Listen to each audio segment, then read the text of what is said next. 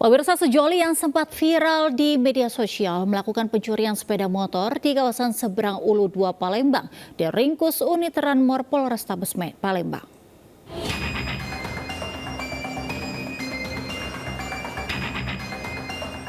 Berkat adanya rekaman CCTV milik korban, Ade Oyong dan Vivi Nadila, sepasang kekasih yang nekat mencuri motor dan videonya viral, kini tak berkutik setelah unit Ranmor Polrestabes Palembang meringkus keduanya. Pencurian sepeda motor milik warga 14 Ulu, Kecamatan Seberang Ulu 2, Palembang, Sumatera Selatan ini bukan yang pertama.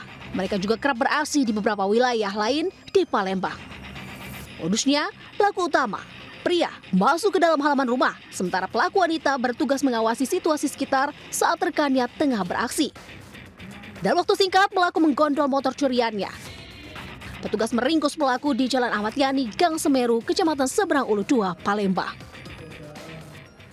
Di mana pelaku ini ataupun kejahatan ini kemarin beberapa hari yang lalu viral yang membagi tugas dengan pelaku utamanya, yaitu cowoknya, di mana sang cowok memiliki tugas untuk melakukan pencurian. Dari tangan pelaku, petugas mengamankan pakaian dan motor saat menjalankan aksinya. Keduanya dijerat pasal 363 KUHP dengan ancaman 5 tahun penjara. Dari Palembang, Sumatera Selatan, Muhammad David, iNews melaporkan. Kita ke informasi selanjutnya, pemirsa. Gubernur Kalimantan Selatan, Syahbirin Nur, ditetapkan sebagai tersangka oleh KPK dalam kasus dugaan suap dan gratifikasi di lingkungan Pemprov Kalsel. Sebelumnya KPK menangkap 6 tersangka dalam operasi tangkap tangan di Pemprov Kalimantan Selatan. Kasus ini terbongkar melalui operasi tangkap tangan OTT yang dilakukan tim KPK Minggu malam. KPK melakukan operasi tangkap tangan OTT di lingkungan Pemprov Kalimantan Selatan. Dan dari OTT ini berhasil menangkap 6 tersangka. Dari 6 tersangka ini terdapat 4 orang penyelenggara negara dan 2 orang dari pihak swasta. Tidak hanya itu, KPK juga menyita uang lebih dari 10 miliar rupiah sebagai barang bukti terkait dugaan korupsi pengadaan barang dan jasa. Kasus suap menyuap ini terjadi saat proses lelang pembangunan lapangan sepak bola di kawasan olahraga terpadu, pembangunan gedung Samsat terpadu, dan terakhir pembangunan kolam renang di kawasan olahraga terpadu di Kalimantan Selatan. Ke-6 tersangka sudah resmi ditahan di rutan KPK selama 20 hari terhitung 7 Oktober hingga 26 Oktober 2024. Upaya-upaya pemenangan itu dengan cara pertama, pembocoran HPS, artinya HPS-nya disampaikan, dan kualifikasi perusahaan yang disyaratkan pada lelang. Jadi HPS-nya dibocorkan dan kemudian juga tentang prasyarat kualifikasi perusahaan yang akan dinaikkan lelang itu direkayasa. Kedua, rekayasa proses pemilihan e-katalog agar hanya perusahaan YUD bersama AND yang dapat melakukan penawaran. Pemirsa, pemerintah memastikan kenaikan gaji dan tunjangan hakim yang dalam beberapa hari ini disuarakan oleh hakim se-Indonesia akan segera terrealisasi. Menteri Pendayagunaan Aparatur Negara dan Reformasi Birokrasi Menpan RB mengatakan surat persetujuan kenaikan gaji dan tunjangan hakim telah ditandatangani dan dikirimkan ke kementerian dan lembaga terkait. Tuntutan kenaikan gaji dan tunjangan hakim yang disuarakan oleh hakim se-Indonesia dalam beberapa hari terakhir akan segera dipenuhi oleh pemerintah. Menteri Pendayagunaan Aparatur Negara dan Reformasi Birokrasi Abdullah Azwar Anas yang ditemui dalam acara Gebiar Pelayanan Prima 2024 di Jakarta Selatan Selasa siang menyatakan dirinya telah menandatangani surat persetujuan kenaikan gaji dan tunjangan hakim. Anas menjelaskan tidak bisa memastikan berapa kisaran kenaikan yang dimaksud. Namun dia memastikan formula penyesuaian akan sesuai dengan harapan Mahkamah Agung. Tunjangan hakim, saya kemarin telah mendapatkan arahan dan kami sudah tanda tangani pengajuan terkait dengan tunjangan hakim dengan beberapa skenario yang sekarang sedang kita koordinasikan secara cepat bersama Menteri Keuangan dan diharmonisasi dengan Menkumham dan Seknek. Dan kemarin sore saya langsung dapat kita komunikasi dengan Wakil Ketua Mahkamah Agung dan kami komunikasi dengan Seknek. Ya, sementara itu Hakim Pengadilan Negeri Sampang Aji Prakoso menangis di depan jajaran Komisi 3 DPR RI saat menyampaikan kondisi perekonomian hakim saat ini. Momen ini terjadi di tengah rapat audiensi Komisi 3 DPR RI bersama Solidaritas Hakim Indonesia di Kompleks Parlemen Senayan, Jakarta.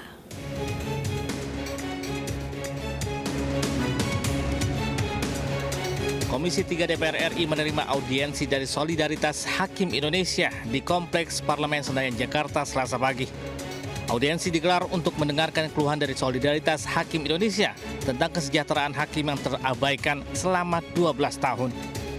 Gaji dan tunjangan hakim tidak mengalami kenaikan selama lebih dari 1 dekade. Di hadapan jajaran Komisi 3 DPR, sejumlah hakim pun menyuarakan keluh kesahnya.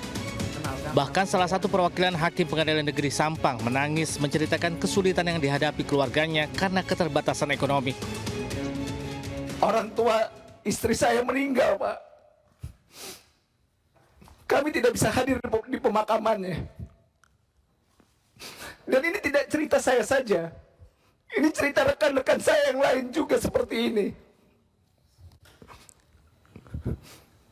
Memang di dalam persidangan kami sering disampaikan, saudara yang mulia, pimpinan majelis hakim yang mulia. Tapi ada prinsipnya kami juga seorang manusia biasa. Dan ini tidak sedikit yang dirasakan oleh rekan-rekan hakim. Tidak sedikit yang harus berpisah. Akhirnya bercerai dengan pasangannya karena persoalan ekonomi ini. Sebanyak 148 perwakilan hakim dari seluruh wilayah di Indonesia hadir dalam audiensi bersama Komisi 3 DPR RI.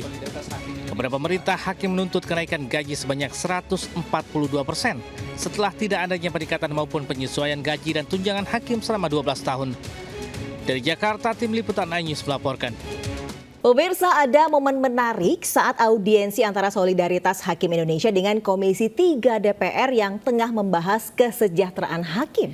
Ya, Wakil Ketua DPR RI Sufmi Dasko Ahmad menelpon langsung Presiden terpilih Prabowo Subianto. Prabowo pun menegaskan akan menyejahterakan para hakim dan menaikkan gaji mereka. Wakil Ketua DPR RI Sufmi Dasko Ahmad melakukan sambungan telepon kepada Presiden terpilih Prabowo Subianto di tengah rapat audiensi Solidaritas Hakim Indonesia. Prabowo menegaskan menaruh perhatian besar terhadap kesejahteraan hakim. Setelah sambutan Prabowo, suasana di ruang rapat semakin hangat. Beberapa hakim bahkan berdiri sambil bertepuk tangan, bahkan terharu hingga meneteskan air mata. Ini bukan janji karena kampanye sudah selesai, jadi saya tidak perlu janji-janji. Tapi ini adalah keyakinan saya. Jadi saya minta para hakim sabar sebentar, ya kan? Begitu saya memang menerima estafet, saya menerima mandat, dan saya menjalankan, saya benar-benar akan memperhatikan para hakim. Pemirsa, Presiden Joko Widodo menekankan pentingnya optimisme di tengah tantangan global yang sedang dihadapi oleh perekonomian dunia. Ya, Jokowi yakin pemerintahan Prabowo Subianto akan mencapai target pertumbuhan ekonomi di angka 8%. Presiden Jokowi menekankan dua faktor penting yang akan mendorong pencapaian target 8% pertumbuhan ekonomi, yakni hilirisasi dan digitalisasi. Menurutnya, hilirisasi akan membantu nilai tambah komoditas yang selama ini diekspor mentah. Sementara digitalisasi akan mendorong efisiensi di berbagai sektor ekonomi. Jokowi mengatakan Indonesia memiliki modal besar untuk mencapai target tersebut. Salah satu indikator yang disampaikan adalah pertumbuhan ekonomi yang sampai saat ini terjaga di angka 5%. Semuanya kita harus optimis bahwa tantangan-tantangan karena perlambatan ekonomi global, karena perubahan iklim, karena tensi geopolitik yang semakin memanas itu bisa kita selesaikan dan bisa kita hadapi. Tanpa optimisme sulit. Dan saya ulang, hilirisasi dan digitalisasi menjadi kunci menuju ke sana. Terkait dengan pelantikan Presiden terpilih Prabowo Subianto pada 20 Oktober mendatang, Presiden Joko Widodo menyatakan akan mendampingi Presiden terpilih Prabowo Subianto dan selanjutnya akan pulang ke Solo. Presiden pun bersyukur masa transisi ke pemerintahan Prabowo berjalan mulus. Dan berikut pernyataan Presiden Joko Widodo seusai menghadiri BNI Investor Daily 2024 di JCC Senayan, Jakarta, Selasa siang. Ya. Pak, setelah tanggal 20 Oktober, Pak, tanggal 20 Oktober Bapak atau pulang ke Solo atau bagaimana Pak? Tanggal 20 Oktober sore saya pulang ke Solo. Bapak akan ngapain Pak setelah pelantikan Pak, setelah pensiun, setelah lagi menjabat, Bapak akan aktivitasnya ngapain Pak? Ada kegiatan terus akan pulang ke Solo dulu. Liburan pulang ke Solo dulu. Terima kasih Bapak. Tidur. Dengan Pak Prabowo Pak, nanti pada saat pelantikan Bapak juga akan di DPR saat pelantikan bersama Pak Prabowo. Ya mungkin. Kita beralih ke informasi Pilkada 2024. Calon Gubernur Jakarta nomor urut 1 Ridwan Kamil menemui sejumlah petinggi Majelis Ulama Indonesia MUI Jakarta di Islamic Center Jakarta Utara. Ya, Angel, meski demikian pertemuan ini bukan agenda deklarasi dukungan untuk pasangan Ridwan Kamil Suswono pada Pilkada Jakarta 2024, namun mempererat tali silaturahmi.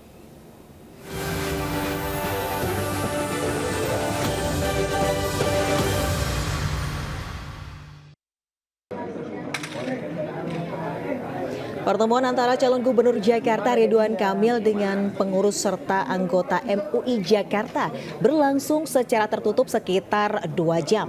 Ketua Umum MUI Jakarta, Kiai Haji Muhammad Faiz menjelaskan, pertemuan ini bukanlah agenda deklarasi dukungan untuk pasangan Ridwan Kamil Suswono. Namun pertemuan MUI Jakarta hanya memberikan wejangan kepada Ridwan Kamil. Dalam kesempatan yang sama, calon gubernur Jakarta nomor urut 1 Ridwan Kamil menyampaikan dalam pertemuan tersebut, ia menerima banyak masukan dan mendapat banyak ilmu serta semangat baru. Yang kita hormati Bapak Haji Muhammad Ridwan Kamil, beliau sengaja sowan bersilaturahmi untuk mendengar, berdiskusi dengan para ulama terkait dengan Jakarta di masa yang akan datang. Alhamdulillah tadi beliau memberikan waktu yang sangat luas, hampir 2 jam kami bertemu berbicara dari hati ke hati. Oleh pimpinan MUI dan seluruh perwakilan ormas-ormas Islam. Selama 2 jam saya lebih banyak mendengar ya permasalahan-permasalahan. Tadi dibahas tentang curhatan warga di bidang kesehatan, di bidang lingkungan, keumatan, kemudian administrasi, anggaran dan lain sebagainya. Jadi mayoritas adalah sebuah situasi yang akan dijadikan bahan. Jika setengahnya masalah tentu kita bereskan, jika setengahnya aspirasi juga kita akan wujudkan. Pemirsa, sementara calon wakil gubernur Jakarta nomor urut 1 Suswono menerima audiensi dari Ketua Sentral Kristen Indonesia Robert Haposan. Pertemuan itu membahas program-program yang digagas pasangan Ridwan Kamil Suswono.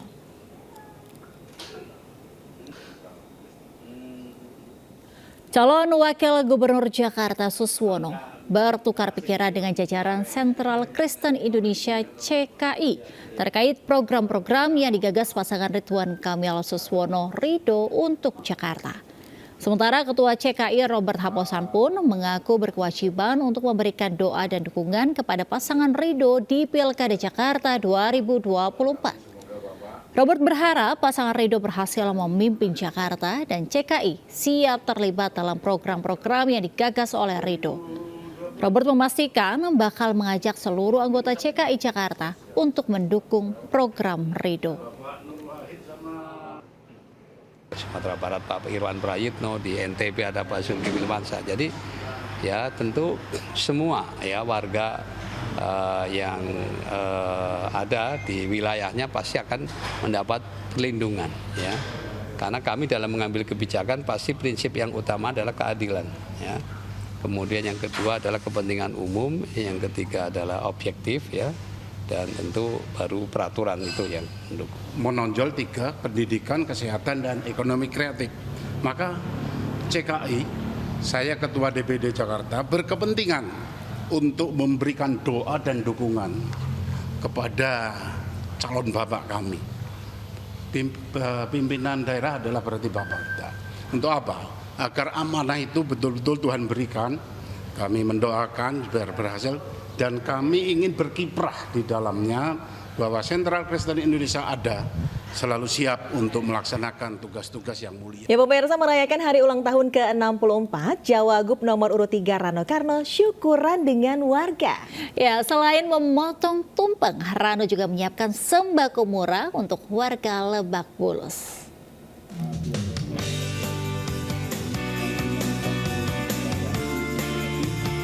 Calon Wakil Gubernur nomor urut 3 Rano Karno atau Bang Dul merayakan hari ulang tahunnya bersama warga Lebak Bulus, Jakarta Selatan. Acara yang merupakan ide dari istri dan anak Rano ini turut mengundang warga setempat untuk berkumpul dan makan bersama.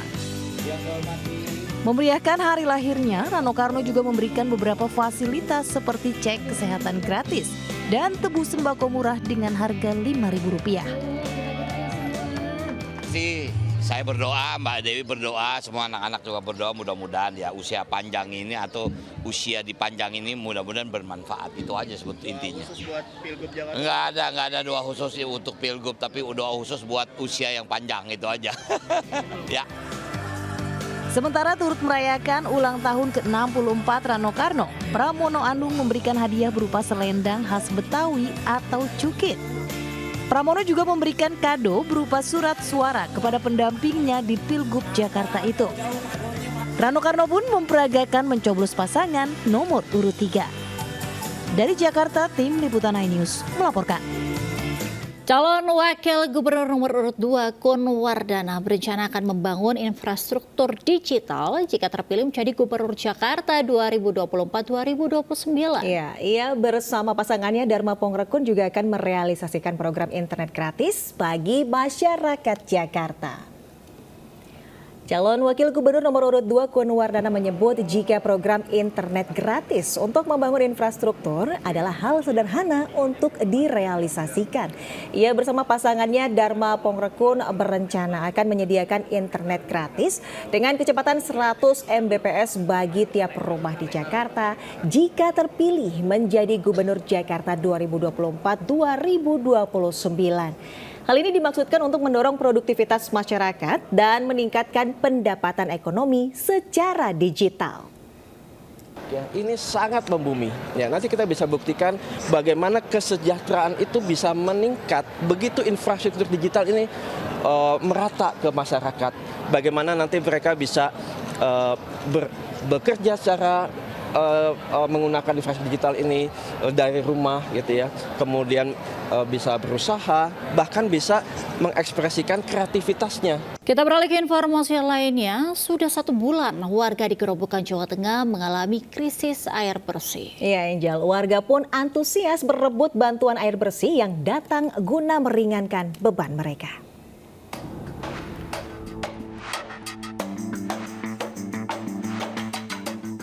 Puluhan emak-emak berlarian mengambil jeriken, ember hingga tandon air besar untuk menampung bantuan air bersih yang dibawa truk tangki di Desa Gundi, Geyer, Gerobokan, Jawa Tengah. Emak-emak pun saling berebut mendapat air bersih yang dituangkan. Total ada 35.000 liter air bersih yang diberikan untuk warga terdampak musim kemarau. Bantuan air bersih ini diprioritaskan bagi desa yang sangat kesulitan dengan air bersih. Sebelumnya hujan deras sempat mengguyur lokasi ini, di mana airnya ditampung di sumur. Namun air hujan hanya bisa untuk kebutuhan keluarga selama seminggu saja. Untuk warga itu saluran airnya itu kan dari talang niku di paring keteng sumur, disaring ngoten lho. Niku cuman buat mandi, cuci piring, cuci baju. Untuk masalah air bersihnya itu biasanya nggih di. Jika tidak ada bantuan, warga terpaksa membeli air seharga Rp150.000 untuk 1 tangki berisi 500 liter air. Dan biasanya untuk keperluan selama 5 hingga 7 hari saja. Dari Gerobokan, Jawa Tengah, Rustam Nusantara, iNews melaporkan. Pemirsa, Ketua Umum DPP Partai Perindo Jelata Sudibyo meminta seluruh jajaran pengurus Partai Perindo aktif merangkul generasi muda untuk berkecimpung di dunia politik. Melalui berbagai kegiatannya, Partai Perindo dapat melibatkan anak-anak muda untuk menunjukkan kreativitas dan inovasinya dalam berpolitik. Kedatangan Ketua Umum DPP Partai Perindo Jelata Sudibyo disambut hangat jajaran pengurus dan kader DPD Partai Perindo Kota Solo. Angela yang juga Wakil Menteri Pariwisata dan Ekonomi Kreatif ini langsung meninjau suasana kantor DPD Partai Perindo Solo, termasuk tempat penyimpanan batik yang siap dipasarkan. Angela meminta kepada seluruh pengurus untuk melibatkan dan merekrut anak muda yang menguasai media sosial agar batik yang dimiliki DPD Partai Perindo Solo bisa laku terjual secara masif. Di belakang sudah ngerjain TikTok Shop. Nah, ini artinya Bu Ketua dan seluruh jajaran sudah melihat ada peluang untuk menggarap generasi muda.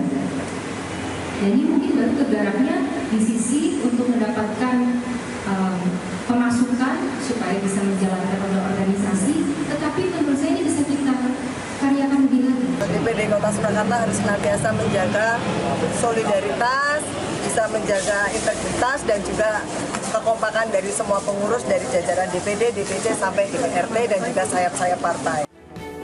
Dengan melibatkan anak muda di setiap kegiatan, Partai Perindo optimis mampu merangkul kalangan muda agar berkontribusi lebih dalam membangun bangsa ke depan. Dari Solo, Jawa Tengah, Zanuar Setiaji, iNews melaporkan. Pemirsa, Imam Besar Masjid Nabawi Syekh Ahmad bin Ali Al-Huzaifi melakukan kunjungan ke Indonesia.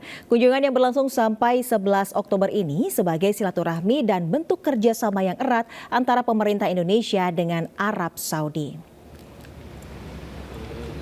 Imam Besar Masjid Nabawi Syekh Ahmad bin Ali Al-Huzaifi tiba di Terminal 3 VVIP Bandara Suta pada Senin malam. Kedatangan Imam Besar Masjid Nabawi ini disambut langsung oleh Duta Besar Arab Saudi untuk Indonesia, Faisal Abdullah, dan Dirjen Bimas Islam Kemenak, Kamarudin Amin.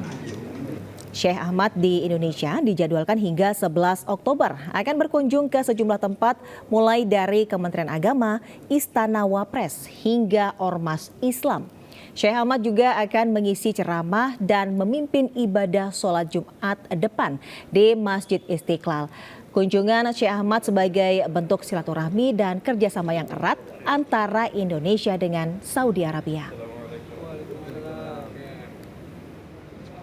Jadi ini sebagai bentuk silaturahim dan kerjasama yang sangat erat antara pemerintah Indonesia tentunya dengan Saudi Arabia ya. Juga ada keterkaitan emosional pastinya sebagai Imam Masjid Nabawi. Kunjungan beliau ke sini insya Allah membawa manfaat, membawa barokah untuk Indonesia. Ya, Desvita dan juga pemirsa, kita beralih ke informasi wisata kuliner dalam negeri. Street food atau jajanan pinggir jalan ini semakin menggaung di kalangan kaum muda. Iya, para pekerja ini kerap memanfaatkan waktu pulang kerja untuk berburu jajanan menghilangkan lapar dan dahaga.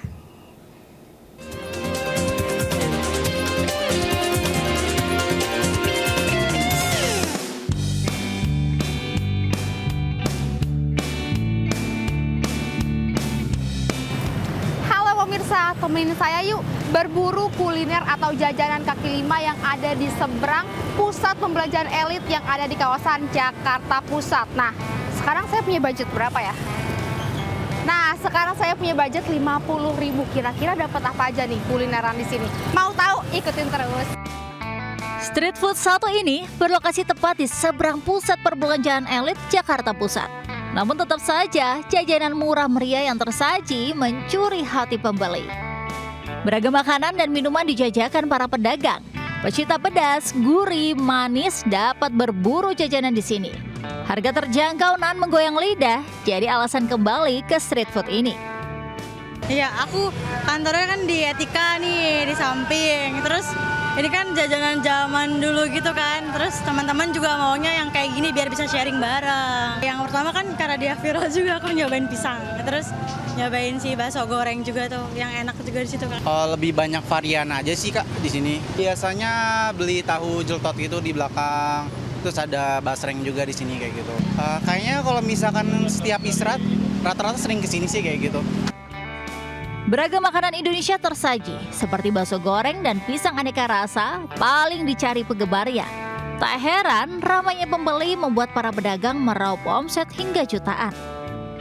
Di sini jualan pisang, karena banyak orang yang pengunjung ke sini main. Berapa lama jualannya? Sekitar 2 tahun, Kak. Kalau omset kira-kira per hari itu? Kira-kira sih 6-7, Mbak. Tak perlu merogoh kocek lebih dalam, Rp50.000 saja bisa memborong banyak jajanan karena makanan dibanderol mulai dari Rp5.000.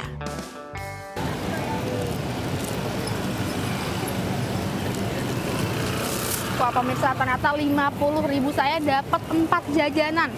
Yang tadi saya minum ada es teler, di sini ada dimsum, pisang goreng, sama bakso goreng. Jadi untuk pemirsa ini bisa dijadiin kuliner andalan untuk sepulang kantor ataupun kuliner di malam hari yang pastinya nggak bikin kantong bolong. Terletak di tengah kawasan perkantoran, street food yang buka mulai sore hari ini menjadi oase bagi pegawai kantor yang ingin berhemat dan pedagang UMKM pun bisa meraup cuan. Dari Jakarta, Nisa Sahib Ilham Zakarsi melaporkan. Pemirsa, tekun membuat kerajinan hiasan dinding berbahan plat besi, seorang perajin di Bali meraup cuan puluhan juta rupiah per bulan. Ya, beragam hasil kerajinan dan cantik tidak hanya diminati pasar lokal, namun juga banjir pesanan dari luar negeri.